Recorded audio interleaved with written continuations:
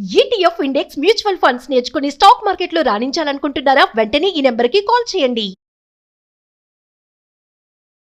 నమస్తే, welcome back to Suman TV. Present మనతో పాటు ఉన్నారు అనలిస్ట్ మందర్ కృష్ణారెడ్డి గారు.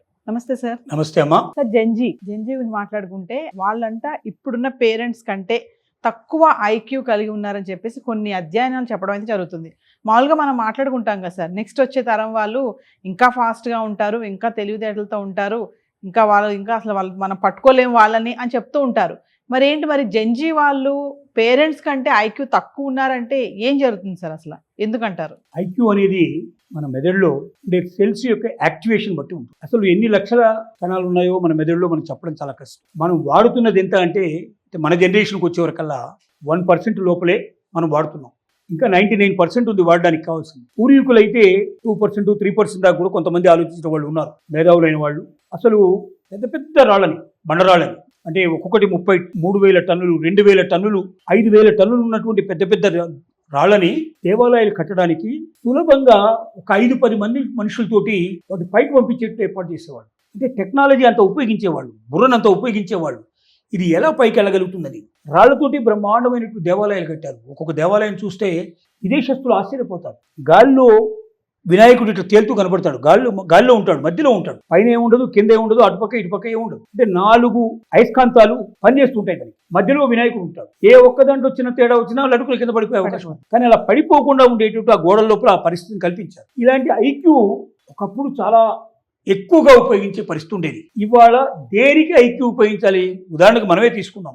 ఫోన్ నెంబర్లు ఇవాళ ఎవరివైనా 10 మంది ఫోన్ నెంబర్ చెప్పమంటే చెప్పగలుగుతాం? చాలా కష్టం. అసలు మన నెంబర్ మనం చెప్పుకోవడం చాలా కష్టం. 2 నెంబర్లు ఉన్నాయంటే ఒకటి గుర్తుంటుంది, ఇంకోటి గుర్తుండదు. కారణం ఏంటంటే టక్కున కొడితే కానీ ఫోన్లో తెలిసే పరిస్థితి ఉన్నప్పుడు అనవసరంగా దాన్ని ఎందుకు గుర్తుపెట్టుకోవాలి అనేటువంటి ఒక రకమైన నిరాసక్తత మనకు కనపడుతుంది. అంటే మనకున్న ఐక్యూని మనం పూర్తిగా ఉపయోగించుకోవడం మనం సిద్ధపడలేదు. ఇక జెన్జీ సంగతి తీసుకుంటే వీళ్ళ పరిస్థితి ఏమిటంటే, వీళ్ళు స్మార్ట్ ఫోన్ అన్నా ఉండాలి, వీళ్ళ దగ్గర ఏఐ టూల్ అన్నా ఉండాలి, లేక ఇప్పుడు వస్తున్నటువంటి చాట్ జీబీ లాంటివి ఇట్లాంటివి రకరకాలుగా ఏవైతే వస్తున్నాయో ఈ టూల్స్ అన్నా వీళ్ళకి ఉండాలి. ఆ టూల్స్లోకి వెళ్ళి వెంటనే చెప్పండి చెప్తారు, గూగుల్లోకి వెళ్ళి వెంటనే చెప్పండి చెప్తారు. ఇది ఎవడైనా చేయగలడు. వాళ్ళకున్న స్పెషాలిటీ ఏమిటంటే వాళ్ళు ప్రత్యేకంగా ఐక్యూ అనేది వాళ్ళ దగ్గర రోజు రోజుకు పడిపోతుంది. అంటే మెదడుకి పని పెరగడం లేదు, పెరగడానికి అవకాశమే లేదు.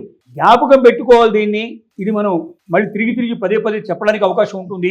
ఎవరిని అడిగితే తక్కువ నేను చెప్పాలి అనేటువంటి విషయం కూడా చాలా వరకు జ్ఞాపకం పెట్టుకోవడం ప్రయత్నం చేయొచ్చు. అందుకే ఐఏఎస్ లాంటి దానికి వెళ్ళడానికి చాలా మంది ఎక్కువ మంది ప్రయత్నం చేయడం లేదు. ఇక్కడ ఐఏఎస్కి వెళ్తే ఏంటంటే అక్కడ అంతా సొంతంగా అప్పటికప్పుడు కొన్ని క్వశ్చన్స్ ఆన్సర్స్ ఇవ్వాల్సిన పరిస్థితి పడుతుంది. అంటే మీ చేతిలో స్మార్ట్ ఫోన్ ఉండదు, చాట్ బీ ఉండదు, ఏది ఉండదు. మీకు ఏ టూల్స్ మీ దగ్గర చేతిలో ఉండవు. చెప్పాలంటే ఎలా చెప్పగలుగుతారు? మీ ఐక్యూ లేనప్పుడు మీరు ఎలా చెప్పగలుగుతారు? సో రోజుకి తరం మారుతున్న కొద్దీ ఐక్యూ తగ్గిపోతూ ఉంది.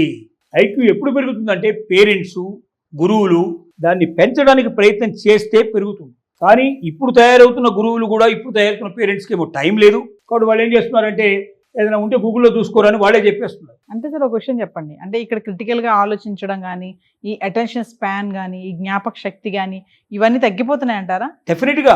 పూర్వకాలంలో మనం చూద్దాం, పేపర్ చదవడం అనేది ఒక అలవాటుగా మనకు దాదాపు 100 సంవత్సరాల నుంచి తీసుకున్నట్టయితే పేపర్ చదవడం ఒక అలవాటుగా ఉంది. కనీసం 50 ఏళ్ళు 60 ఏళ్ళు వేసుకోండి, పేపర్ చదవడం ఒక అలవాటుగా ఉంది. పేపర్ ఎందుకు చదువుతాం? మొత్తం పేపర్ అంతా తిరిగేసే అలవాటు కొంతమందికి ఉంటుంది. పేపర్లో అన్ని మన లోకల్ వార్తలు ఉంటాయి, దేశ వార్తలు ఉంటాయి, విదేశాల వార్తలు ఉంటాయి. ఇంగ్లీష్ డెవలప్ చేసుకోవడానికి అవకాశం ఉంటుంది. కొన్ని హిందూ లాంటి పేపర్ చదివితే ఇంగ్లీష్ బాగా ఇంప్రూవ్ అవుతుందని అనుకుంటాం మనం.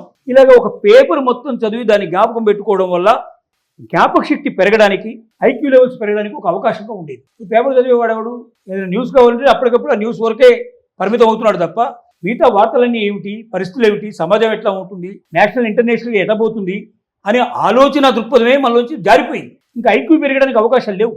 కాబట్టి రోజుకి ఐక్యూ నశించిపోయే పరిస్థితులు ఏర్పడుతున్నాయి. మెదడులో ఉండేటువంటి సెల్స్ను మొత్తం ఉపయోగించుకోవడం అనేది ఇంకా తగ్గిపోతుంది. అన్లెస్ ఏదైనా ప్రత్యేకంగా ఒక స్మార్ట్ ఫోనో, ఒక ఏఐ టూల్స్ చేతిలో ఉంటే తప్ప దేనికి ఆన్సర్ ఇవ్వలేనటువంటి పరిస్థితికి జెన్జీ దిగజారిపోతున్నది అని చెప్పడానికి అనేక రకాల దృష్టాంతాలు కనబడుతున్నాయి. ఆ స్మార్ట్నెస్ లేదు. ఒక గేమ్ ఏదైనా కావాలంటే ఆ గేమ్లోకి వెళ్తున్నాడు, ఆ గేమ్ మాత్రమే ఆలోచిస్తున్నాడు. మిగతా గేమ్స్ గురించి కానీ, మిగతా సమాజం గురించి కానీ, మిగతా శాస్త్రాల గురించి కానీ, మిగతా జీవన విధానాన్ని గురించి కానీ దేనికి వాడి పట్టణ పరిస్థితి ఏర్పడుతుంది. ఇది కూడా కరెక్ట్ కాదు. నీకు ఒక దాని మీద ఆసక్తి కలిగితే దాని మీద ఎక్కువ నువ్వు శ్రమ చేయొచ్చు, దాని మీద ఎక్కువగా నువ్వు కాన్సన్ట్రేట్ చేయొచ్చు. కానీ అట్ ద సేమ్ టైం నీలో ఉన్న ఐక్యూని డెవలప్ చేసుకోకపోతే మిగతా అన్నింటిలో నువ్వు వెనకడిపోతావు. రేపు పొద్దున ఏదో ఒక పరిస్థితి లోపల అది కాకుండా నీకు ఇంకో దాని మీద డిపెండ్ అయ్యి జీవితం గడపాల్సిన పరిస్థితి ఏర్పడితే నువ్వు అక్కడ ఫెయిల్ అయిపోతావు. కాబట్టి పేరెంట్స్ జాగ్రత్త తీసుకోవాలి, టీచర్స్ జాగ్రత్త తీసుకోవాలి, ప్రభుత్వాలు దీని గురించి చాలా సీరియస్గా ఆలోచించాలి. రోజు రోజుకు జంజీ లోపల ఉండే ఐక్యూ తగ్గిపోతుందంటే మన రాబోయే సమాజాన్ని మనం నాశనం చేసుకుంటాం అనుకో. ఈ నాశనం చేసుకోకుండా ఉండాలంటే వాళ్ళలో ఐక్యూ పెరగాలి. ఐక్యూ పెరగాలంటే ఏమేం చేస్తే పెరుగుతుంది? కాబట్టి ఏఐ టూల్స్, స్మార్ట్ ఫోన్ల మీద ఆధారపడకుండా కొంతకాలంలో వాళ్ళని నిరోధించగలిగితే, కనీసం వాళ్ళు మేజర్ అయ్యేదాకా నిరోధించగలిగితే కొంత ఐక్యూ పెరిగే అవకాశం ఉంటుంది.